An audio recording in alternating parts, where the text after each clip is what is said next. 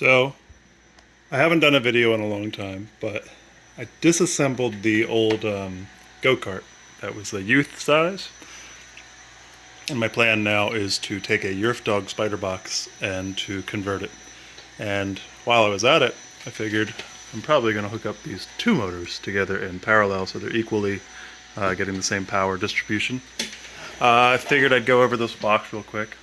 I have a small pot box here with a potentiometer regulation inside of it, so I've got different resistances going inside of there. And I've got my BMS unit back here. And actually I had to troubleshoot that a minute ago because I was getting 0 volts. Turns out that I didn't hook up the balance cables. So it did what it was supposed to do. It turned off without knowing what the power of each cell was. I've got my little control display here, and just need to move my control box out of the way. This is not currently hooked up properly, but I'll worry about that later. I've got an on-off. I've got forward reverse. You can hear it click into the different positions.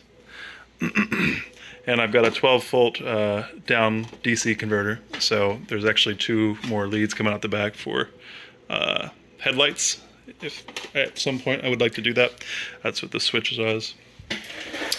But yeah.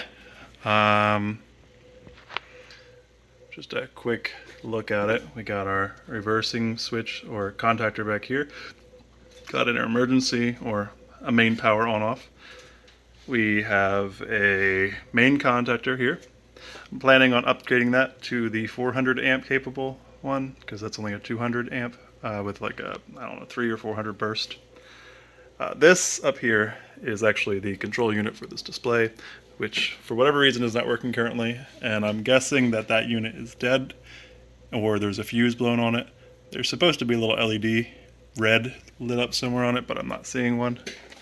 But anyway, quick overview over. These are 2 ME1004s, and I've got another one on the shelf if one of these doesn't work, but these seem to be working fine. So here we go. We turn it on to forward. I gotta be careful because they will move. So I gotta increase throttle slow.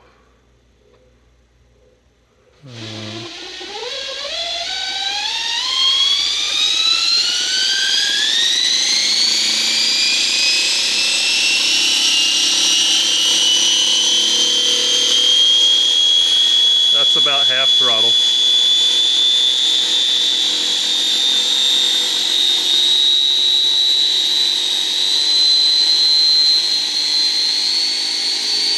About 3/4. That is full speed right there.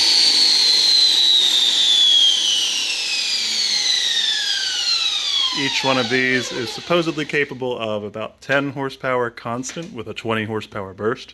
So together, I'm hoping when I put a coupler between these 2 units, they will share the load being driven to that rear axle on the YerfDog, which I don't have to show you at the moment, but I also have to hook up some sort of contraption. I would like to keep the frame the way it is without making any modifications to it. So I'd like to not weld things to it.